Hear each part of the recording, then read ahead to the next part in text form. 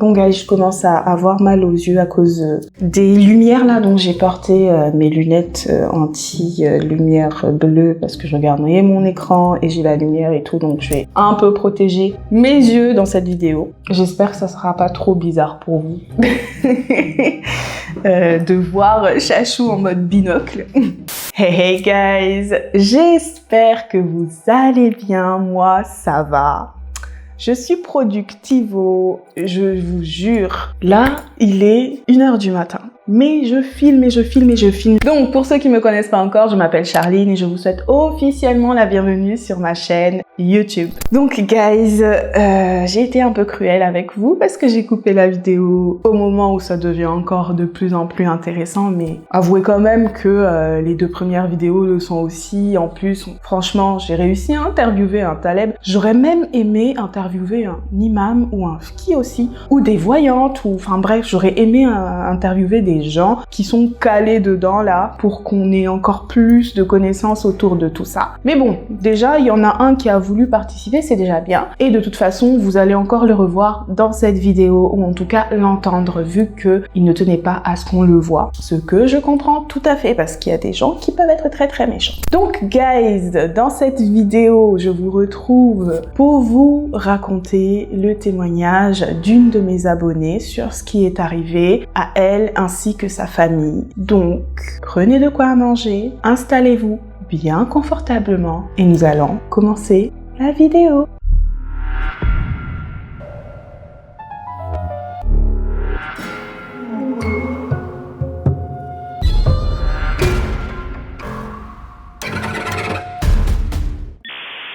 Écoutez-moi, écoutez tous.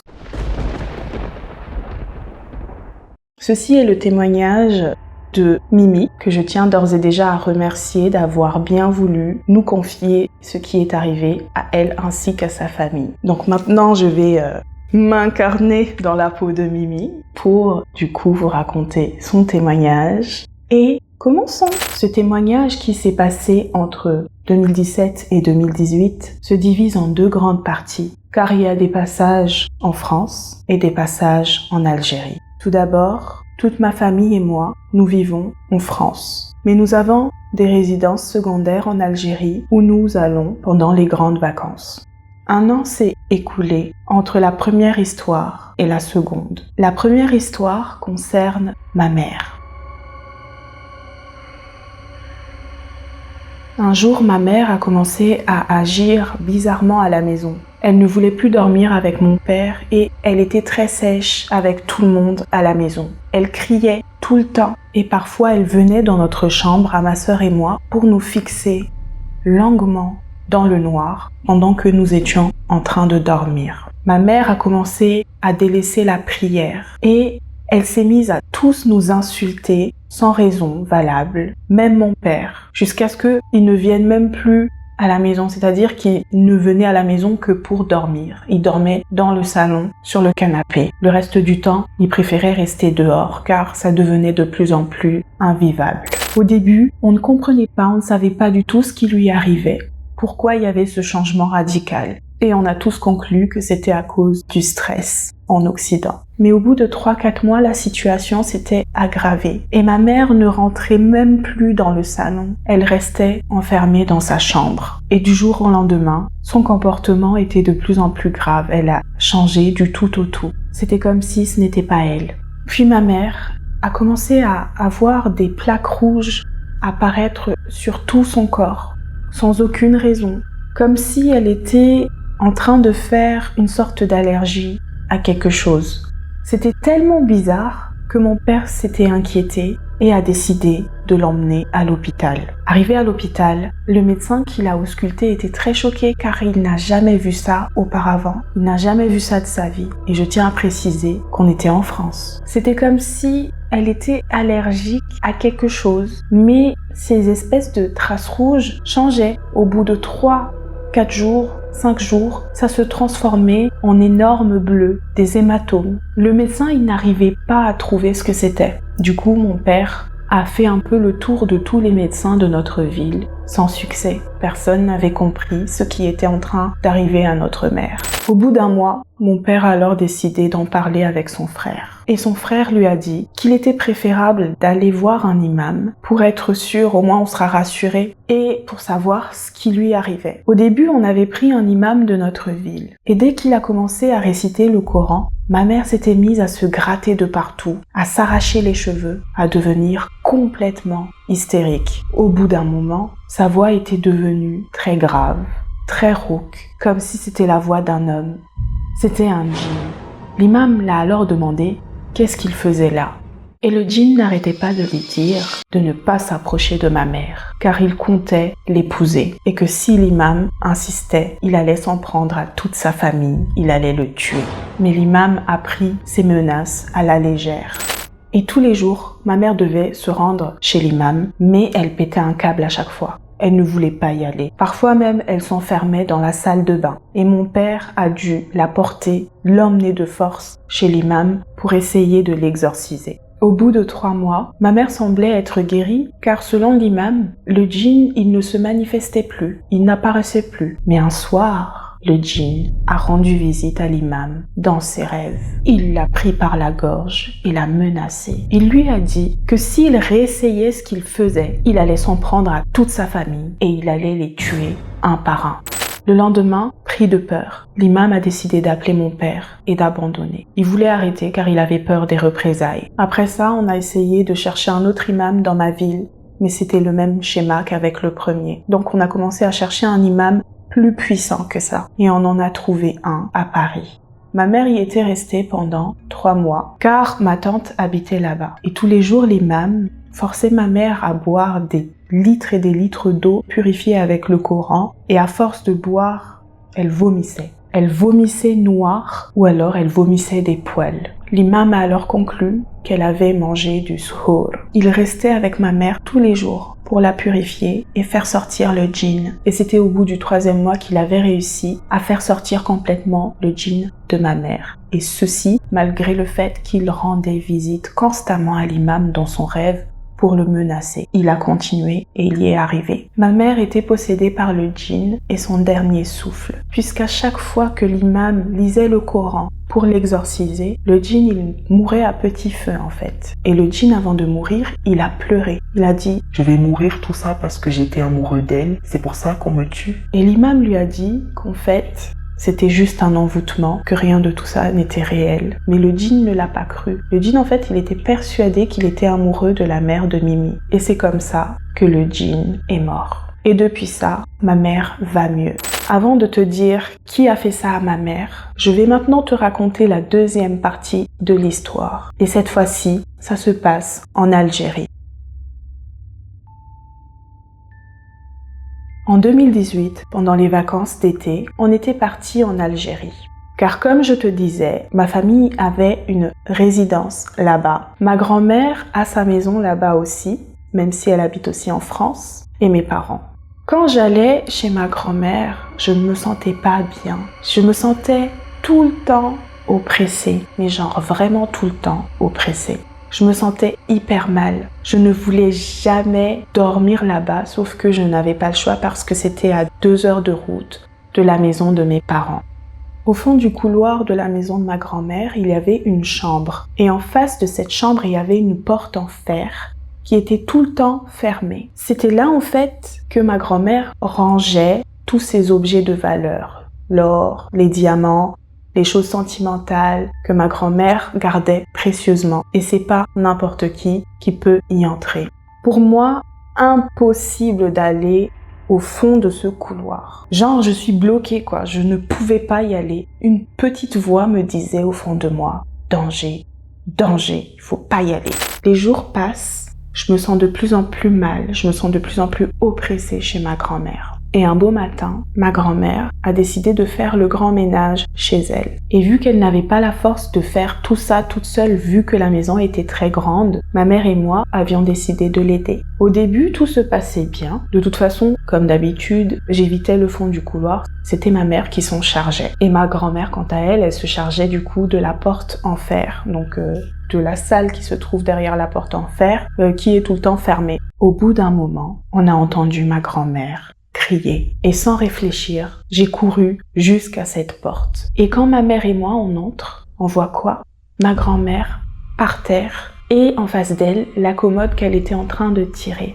Ce n'est pas sur le mur de cette commode qu'on voit quelque chose d'écrit avec du sang séché. Je n'ai pas envie de savoir quel sang c'était. Juste à côté de cette écriture, il y avait une espèce de touffe de cheveux collés entre eux. Chaque mèche était différente. Ça se voyait, genre des cheveux châtains, des cheveux blancs, rêches, lisses, bouclés. Enfin bref, ça se voyait en fait que ce n'était pas les cheveux d'une seule et même personne. Au final, j'avais remarqué que chaque mèche de cheveux correspondait à la teinte ou à la texture des cheveux d'un membre de ma famille. Et ma mère a essayé de lire ce qui était écrit sur ce papier, écrit avec du sang séché, et en fait, c'était le Coran à l'envers. Dans notre religion, les gens font appel à certains démons ou à des djinns avec le Coran inversé, écrit soit avec de l'encre noire, soit avec du sang. Donc ça peut être le propre sang de la personne qui veut ensorceler sa victime, ou alors le sang d'un animal sacrifié. Il faut aussi avoir une photo pour reconnaître la personne, c'est-à-dire pour que le démon ou le djinn reconnaisse la personne à attaquer. Mais en général, un bout de tissu, un bout de cheveux, d'ongles, un truc comme ça, qui a été touché par la victime, suffit pour que l'entité en question puisse retrouver la victime facilement et lui faire du mal, ou pire, la tuer. J'ai envie de te dire, déjà de 1, c'était chez ma grand-mère, donc forcément toute la famille y va. Donc niveau localisation, c'était facile, c'était un pain béni pour le démon ou le djinn. Donc on a découvert ça et ma mère se sentait très mal. Elle était partie vomir parce que ça sentait mauvais. Je te jure, ça sentait le cadavre. Ma grand-mère m'a alors dit d'aller chercher mon oncle. Donc j'ai couru chez mon oncle pour lui expliquer ce qu'on venait de découvrir. Et lui, il s'est empressé d'aller chercher l'imam. 30 minutes plus tard, il est revenu avec l'imam. Il est juste entré dans la maison de ma grand-mère qu'il a directement dit, je sais pas comment il a fait, comment il a deviné, mais il a directement dit, on vous a fait du suhour ou du chour, donc de la sorcellerie. Et le démon, il est puissant. Et l'imam, il a aussi rajouté que puisqu'il y avait les cheveux de tout le monde, le démon, il attendait juste le moment propice pour nous tuer. Guys, il est 2h du matin. Je suis une vraie folle, moi, de vous raconter cette histoire à cette heure-ci. Mais bon, continuons. Donc l'imam, il a commencé à mettre du Coran partout dans la maison. Il a commencé à purifier la maison de ma grand-mère. Et il a dit qu'il fallait en fait qu'on attende quelques jours avant de revenir dans la maison. Donc pendant ce temps-là, on était rentré chez moi, chez mes parents, avec ma grand-mère. Et on a laissé la clé de la maison de ma grand-mère chez mon oncle pour que l'imam puisse revenir purifier la maison. Ça a duré genre 1 semaine. On en a discuté, on y a réfléchi avec ma mère et ma grand-mère. Et on s'était en fait demandé comment c'était possible en fait puisque la chambre avec la porte en fer était tout le temps fermée à clé et seules quelques personnes hyper proches de ma grand-mère pouvaient y entrer. Donc quand je dis proches, soit les membres de la famille et sa meilleure amie. Donc en procédant par élimination et puisque on a fait de la sorcellerie à tous les membres de ma famille avec ses cheveux, on a conclu qu'en fait c'était peut-être la meilleure amie de ma grand-mère. Donc pendant ce temps-là, on a attendu que l'imam finisse de purifier la maison. Et quand nous sommes rentrés dans la maison de ma grand-mère, l'imam a dit que toute personne avec des mauvaises intentions ne pourra plus entrer chez ma grand-mère. Donc la personne qui a décidé de faire du suhour ou de la sorcellerie ou du chour à ma grand-mère ne pourra plus entrer dans cette maison en fait sans qu'elle ne soit repoussée. Ma grand-mère, elle voulait vraiment savoir qui c'est qui lui a fait ça. Elle voulait savoir si c'était sa meilleure amie ou non. Elle voulait la confronter. Il faut savoir que c'était sa meilleure amie d'enfance. Elles se connaissent depuis toute petite. Du coup, ma grand-mère, elle a décidé d'appeler sa meilleure amie pour qu'elle vienne à la maison. Faut savoir que sa meilleure amie, elle habite aussi en France, donc elle était là pendant les vacances d'été. Donc elle l'a appelée pour la confronter. Et quand la meilleure amie a sonné, c'était ma mère et moi qui étions venus l'ouvrir. Ma grand-mère, elle vient derrière nous, elle lui fait un sourire hypocrite et lui demande d'entrer dans la maison. Sa meilleure amie essaye de poser son pied sur le pas de la porte, mais elle n'y arrivait pas. Donc elle trouvait ça bizarre, elle ne comprenait pas. Elle retente encore, mais elle n'y arrive pas. Et c'est là qu'elle a su qu'on savait que c'était elle.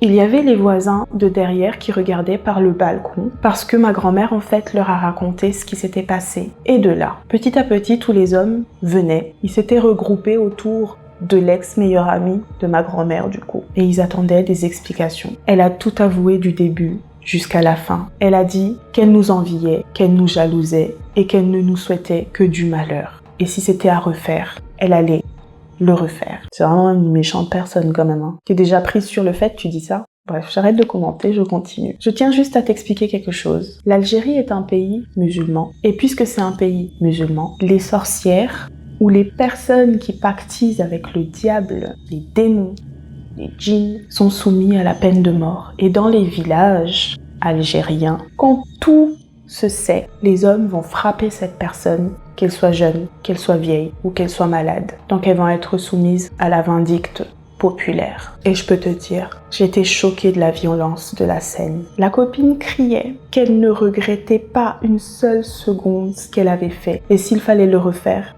elle le referait sans hésiter. Elle était là à crier ça et à rigoler, mais d'un rire hystérique à mort. On dirait un rire de vieille sorcière. Le pire, c'est que tout le monde la frappait, mais elle riait encore et encore. On a su qu'un voisin avait appelé la police et la police était arrivée. Ils l'ont pris et ma grand-mère avait fait une déposition et elle avait porté plainte contre son ex-meilleure amie. Mais ma grand-mère n'a pas demandé la peine de mort. Elle a tout simplement souhaité qu'on l'enferme pour qu'elle évite de nuire à d'autres personnes. Et puis elle a rajouté que sa meilleure amie n'a qu'à voir ça avec Dieu, car tout se paye ici-bas, que ce n'était pas à ma grand-mère de décider de son sort. Cette histoire s'est passée en 2018. Aujourd'hui, nous sommes en 2021 et on a appris qu'elle était morte d'une tumeur qui la rangeait au niveau du cerveau pendant 1 an et demi. Elle mourait donc à petit feu et quand ma grand-mère l'a appris, elle a dit qu'elle savait en fait qu'il allait lui arriver pire que la mort, qu'elle allait souffrir avant de mourir. Depuis toute cette histoire, quand je suis chez ma grand-mère, j'évite encore, pire qu'avant, le couloir du fond, tellement ça m'a traumatisée. Pour ce qui est arrivé donc à ma mère, c'était l'ex-meilleure amie de ma grand-mère quand elle était en France. Elle avait invité ma mère à dîner chez elle et elle avait mis du chour ou du shour dans le repas. C'est comme ça qu'elle a eu ma mère. En fait, elle a sommé un djinn de posséder ma mère. Elle a envoûté un djinn pour, soi-disant, tomber amoureux de ma mère. Après quelque temps, j'ai raconté cette histoire à ma grand-mère du côté de mon père. Et elle m'avait dit qu'on avait un don. Ce don était de ressentir des présences, bonnes ou mauvaises. Et d'après ma grand-mère, ça se transmet de génération en génération. Et elle a aussi rajouté que c'était totalement normal qu'on ait ce don. C'est un don de Dieu. Sauf que c'est interdit dans la religion musulmane, d'après ce que j'ai appris en tout cas. Et d'après ma grand-mère, on a des ancêtres, entre guillemets, des sorcières guérisseuses. Mais encore une fois, c'est interdit par l'islam. Je pense que je vais suivre leur voie. Je vais suivre leur chemin. Et c'est ainsi que son histoire s'achève, guys. Avant de vous mettre du coup la partie où le Taleb donne son avis sur l'histoire de Mimi, moi je vais vous donner mon avis par rapport à cette histoire qui est quand même oufissime. Franchement, comment est-ce qu'on peut être aussi mauvaise? Il y a des gens, ils sont nés avec un cœur, c'est même plus un cœur de pierre, c'est un cœur de fer, de métal, je sais pas. Comment est-ce qu'on peut être aussi mauvais dans la vie, quoi? Comment on peut envier des gens? Pourquoi est-ce que tu ne fais pas... Je suis en train de faire le procès de la meilleure amie, là. Excusez-moi.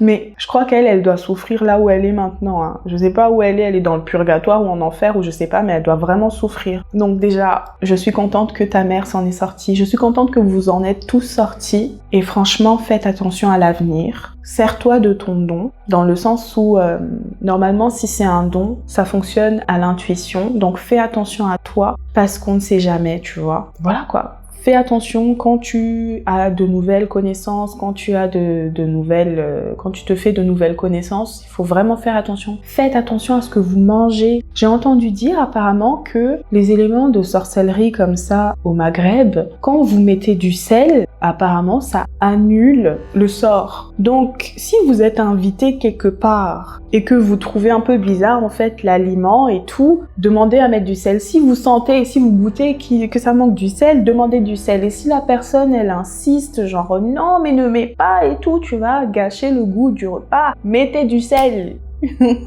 Mais c'est ça en fait, il y a des choses pour annuler ça. Et puis je pense que franchement quand il y a des gens du coup qui possèdent ces dons-là de sentir les présences du bien ou du mal, faites confiance à votre première intuition et c'est même pas une question de don parce qu'on a tout ça en nous, on a notre ange gardien qui nous prévient genre fais attention. Et franchement, c'est à glacer le sang, l'écriture là. J'en ai déjà vu des comme ça à Madagascar. Mais je reste quand même assez choquée de la méchanceté des gens. Bref, guys, faites vraiment attention à vous.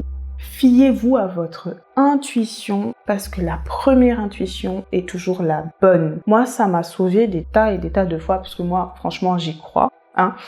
Donc, fiez-vous à ça. D'ailleurs, je suis curieuse de savoir, que pensez-vous de l'histoire de Mimi? Quelle est votre hypothèse? Quel est votre conseil par rapport à tout ça? Donc, j'ai profité en fait de mon interview avec le Taleb pour parler de ton histoire, Mimi. Après, comme je vous le disais, guys, respectez la croyance des uns et des autres. Soyez bienveillants dans les commentaires, s'il vous plaît. Moi, je voulais vraiment l'avis de quelqu'un qui, voilà quoi, qui joue avec ses forces, qui travaille avec tout ça, pour voir un peu ce qu'il en pense. Et maintenant, du coup, nous allons passer à la discussion, l'entretien que j'ai eu avec le Taleb. Rebonjour, Gabriel.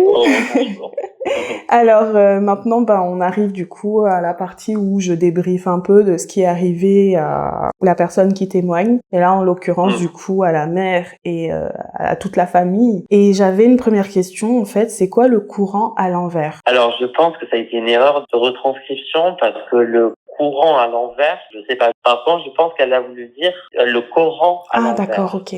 Travaux de malédiction, certains taleb, certaines sihra, donc sihra, c'est les sorcières, qui sont aussi bonnes ou mauvaises, hein, voilà, ou qui font selon leur éthique. Il n'y a pas que du bon ou que du mauvais. Mais pour maudire une personne, ils vont prendre certains versets, dont je tairai le nombre du verset, et ils vont le recopier, mais à l'envers. D'accord. Donc... Et à ce moment-là, en fait, ça sera pour invoquer des démons ou des djinns.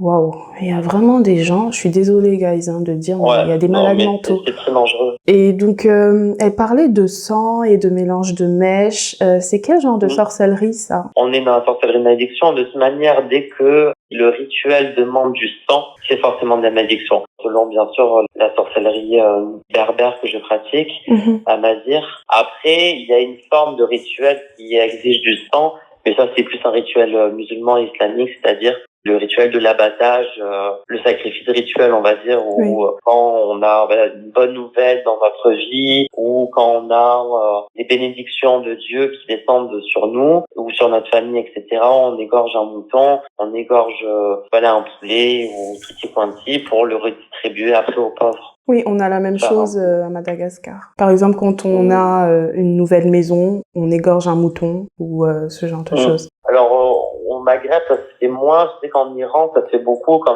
ils achètent une maison. Voilà, ils font beaucoup de sacrifices. Au Maghreb, ça reste uniquement pour les fêtes de l'Aïd, ou sinon quand vraiment on a de très bonnes nouvelles, ou qu'on a promis à Dieu justement que s'il nous arrivait ça, on allait distribuer aux pauvres, etc., etc. D'accord. Donc le sang là, soit c'est le sang d'un humain ou le sang d'un animal? Je pense que c'est le sang d'un animal, parce que le sang d'un humain, disons que dans un travail de malédiction, il faut que ni les témoins biologiques, donc quand je dis les témoins biologiques, ça veut dire les cheveux, les ongles, le sang, les poils, etc.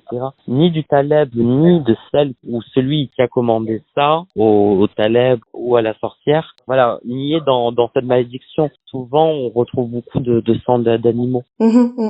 Oui, ça, je l'ai expliqué un peu dans la partie introductive à tout ceci. Attendez, il y a juste un passage qui m'a un peu interpellée dans son témoignage que j'essaye de retrouver par rapport au djinn au moment où il se fait exorciser, où elle explique que sa mère était possédée par le djinn et son dernier souffle. Et apparemment, après, le djinn, il a pleuré parce que, voilà, il était en train de se faire littéralement brûler, tuer. Et il disait tout simplement parce que j'étais amoureux d'elle, on me tue. Et l'imam après il a dit non, c'est juste un envoûtement. Est-ce que ça veut dire que le djinn il a été contraint, il a été appelé de là où il était et contraint à posséder la mère? D'accord. Alors, il y a deux types de cas.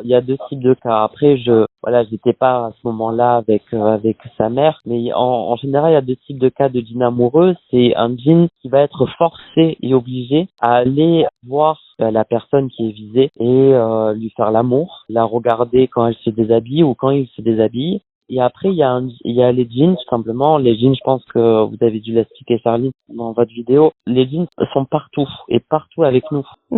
Donc les djinns, voilà, il en existe chez vous, chez moi, et malheureusement, on peut rien y faire. C'est comme ça. C'est tout autant leur terre que la nôtre. Et souvent, quand on se déshabille, si on dit pas au nom d'Allah, donc en arabe, Bismillah, c'est une protection, ce mot, on va dire. Parce que si on se déshabille, qu'on on le dit pas, il y a pas de fortes chances, mais disons que on peut avoir des problèmes à cause de ça, parce que du coup, un djinn va nous regarder nu et va tomber potentiellement amoureux de nous.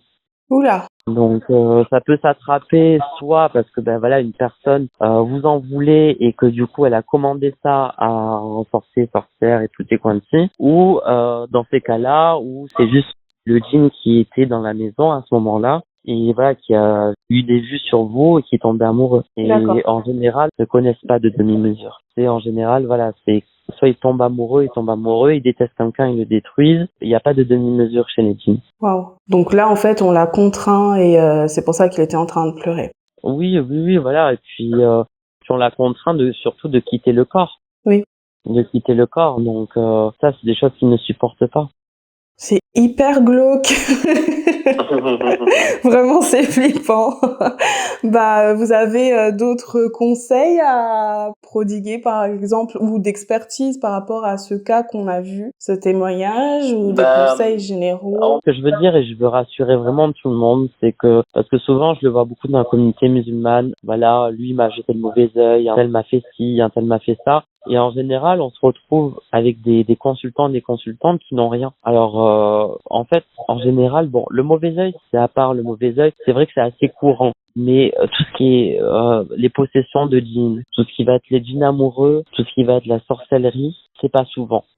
C'est pas toutes les familles qui vont voir des talebs ou des sorcières, des sorciers pour commander ce genre de sorcellerie parce que ça coûte beaucoup d'argent. Oui. Les talebs avec une éthique un peu particulière, si je puis dire, font payer très facilement 5 000 €, 6 000 € un travail de malédiction. Donc ça coûte énormément d'argent. Voilà. Après, la prière, la foi, n'importe de quelle origine ou religion vous êtes, la prière et la foi surtout. C'est ça qui vous protégera de tout ça. C'est la prière, la foi, la croyance en Dieu, en la source, l'univers, enfin vous l'appelez comme vous voulez.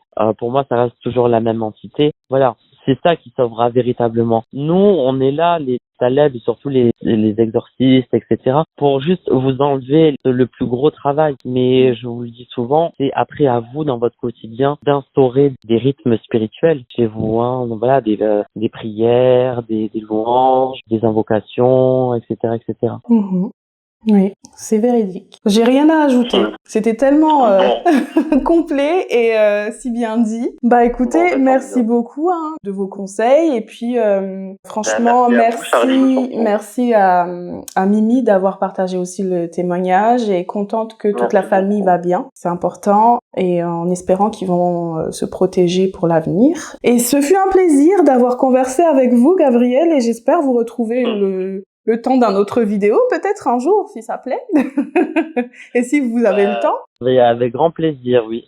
En tout cas, merci beaucoup. Donc voilà, guys, ce sera tout pour cette vidéo. J'espère qu'elle vous a plu, que vous avez eu votre dose de frayeur. Et comme je le dis et je le répète, soyez prudents, mes loulous. Faites attention à vous. Fiez-vous à votre première intuition. Donc, guys, si ça vous a plu, n'hésitez pas à commenter, à liker, à partager en masse, à grandissez notre famille. Faites connaître notre chaîne. Comme ça aussi, c'est un bon courage. Venez me suivre sur Instagram. J'arrêterai pas de vous le dire, hein. J'arrêterai pas. Bon, j'espère que ça sera pas souvent que je porterai mes lunettes. D'ailleurs, qu'est-ce que vous en pensez de mes lunettes? Ça fait hyper sérieux, hein. Donc voilà, guys, je vous fais plein de bisous. Je vous retrouve la semaine prochaine pour une nouvelle vidéo. D'ici là, prenez soin de vous, fermez vos portes et vos volets et surtout, ne faites confiance à personne. N'importe qui peut vous trahir. Vous avez vu cette meilleure amie de l'enfer là qu'elle avait, la grand-mère? Donc soyez prudents. Je vous love. Ciao, ciao! Guys, comme cette vidéo a été tournée il y a 1 mois, je ne pensais pas qu'elle allait sortir avant Noël, donc je vous souhaite à tous ceux qui fêtent Noël, joyeux Noël mes loulous! Bisous! Mouah.